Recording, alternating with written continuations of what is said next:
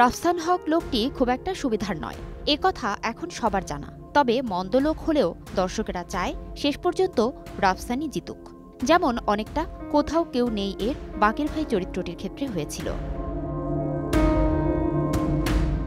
রাফসান হকের কথা শুনে দর্শক এতক্ষণে নিশ্চয়ই বুঝে গেছেন যে কথা হচ্ছে ভিকি জাহেদ পরিচালিত আলোচিত ফ্র্যাঞ্চাইজি পুনর্জন্ম নিয়ে। পুনর্জন্ম নির্মিত হয়েছিল ২০২১ সালে। একই বছর আসে দ্বিতীয় কিস্তি এবং ২০২৩ সালে প্রচার হয় পুনর্জন্ম ৩। পুনর্জন্মের গল্প অন্তিম পর্বেই শেষ। তবে গল্পের রাফসান হক চরিত্রটি এতটাই জনপ্রিয়তা পায় যে তার একটা আলাদা ফ্যানবেস তৈরি হয়েছে। গল্প শেষ হয়েও রাফসান হককে নিয়ে কৌতূহল ও আগ্রহের যেন শেষ নেই। রাফসান হককে নিয়ে দর্শকের মনে জেগেছে নানা প্রশ্ন। ৩ পর্বেই চরিত্রটির বিভিন্ন স্তর, অভিনয় স্টাইল মিলিয়ে রাফসান হক হয়ে ওঠে দর্শকের খুব পছন্দের চরিত্র।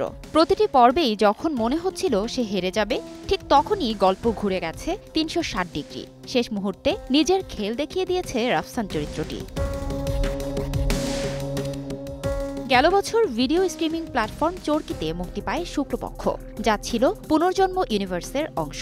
তবে এবার ভিকি জাহেদের সদ্য মুক্তি পাওয়া হাজত এর শেষে এসে নতুন একটি চরিত্রের জন্ম হয়, যার নাম রাফসান হক।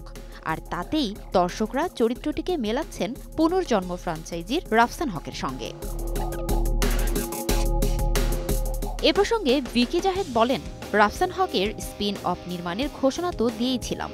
স্পিন অফ যখন নির্মাণ করব তখন সেই চরিত্রটার তো একটা ব্যাক স্টোরি লাগবেই। রাফসান হক কে তার বাবা বা কি তার পরিচয় বলতে পারেন, সেটার জন্যই হাজত। পরিচালকের এমন ঘোষণার পর বোঝাই যাচ্ছে রাফসান হক চরিত্রটির পেছনের গল্প দেখানোর চেষ্টা করা হয়েছে। বলা যায় গল্পটা ইউনিভার্স হতে যাচ্ছে।